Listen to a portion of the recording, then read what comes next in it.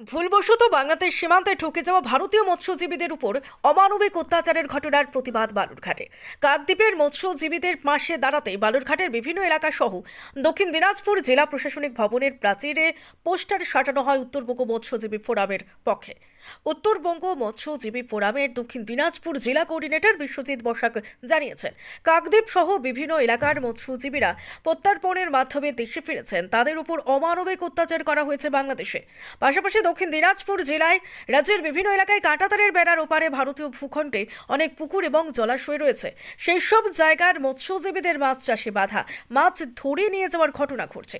মৎস্যজীবীদের উপর অত্যাচারের ঘটনায় সাধারণ মানুষকে গর্জে ওঠার আহ্বান জানিয়ে তাদের পাশে থাকার আর্জি জানান উত্তরবঙ্গ মৎস্যজীবী forum. Bureau report, crime press Bengal news. দেখুন, পরশু দিনকে একটা বন্দি প্রত্যর্পণ চুক্তি হয়েছে, প্রত্যর্পণ হয়েওছে হলদিয়ার পাশে।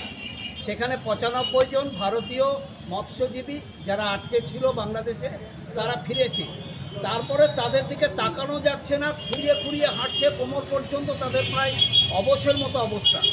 প্রচণ্ড কুয়াশা, ঝড়ের মধ্যে হয়তো একটু সীমানা লঙ্ঘন হতেই পারে, একটা নৌকা নিয়ে যাচ্ছি, লঙ্ঘন হয়ে গেছে।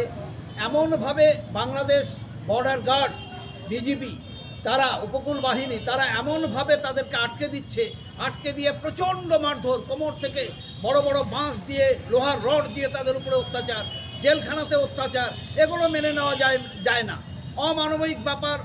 এই অত্যাচারের বিরুদ্ধে আমরা গোটা জেলার মানুষকে বলছি, গর্জে উঠুন। তাই পোস্টারটা আমরা লাগিয়েছি। কাকদ্বীপের মৎস্যজীবীর সাথে সাথে উত্তরবঙ্গের দক্ষিণ দিনাজপুরের মৎস্যজীবীরাও তাদের পাশে আছে, এ কথাটা আমরা জানান দিচ্ছি। এই বিএসএফের ক্ষেত্রে এরকম হয়। আমাদের ভূখণ্ড যেটা আছে, কাঁটাতারের বেড়ার পরে 150 মিটার ভারতীয় ভূখণ্ড, সেখানে পুকুরগুলোতে যখন মাছের পোনা ছাড়তে যাচ্ছে 6 ঘন্টা 8 ঘন্টা পরে পারমিশন হচ্ছে। আগের দিন কথা বলার পরেও এই অত্যাচার হচ্ছে, তাতে মাছের পোনা মরে যাচ্ছে। মাছ মারতে গেলেও সেই মাছ মারার টাইম তারা দিচ্ছে না। আবার বাংলাদেশের তরফ থেকে ওপারের লোক এসে সমস্ত পুকুরের মাছ মেরে নিয়ে চলে যাচ্ছে। কেন এত অত্যাচার মৎস্যজীবীদের উপরে, এই গরিব মানুষগুলোর উপরে? তাই তাদের উপরে অত্যাচারের বিরুদ্ধে গোটা দেশের মানুষকে, রাজ্যের মানুষকে, দক্ষিণ দিনাজপুরের মানুষকে গর্জে ওঠার কথা আমরা বলছি। এটা মেনে নেওয়া যাবে না। একদিকে বিএসএফের অত্যাচার, অন্যদিকে বিজিবি, বাংলাদেশ বর্ডার গার্ডের অত্যাচার, এটা আমরা মানব না। আমার নাম বিশ্বজিৎ বসাক, উত্তরবঙ্গ মৎস্যজীবী ফোরামের দক্ষিণ দিনাজপুর জেলা কোঅর্ডিনেটর।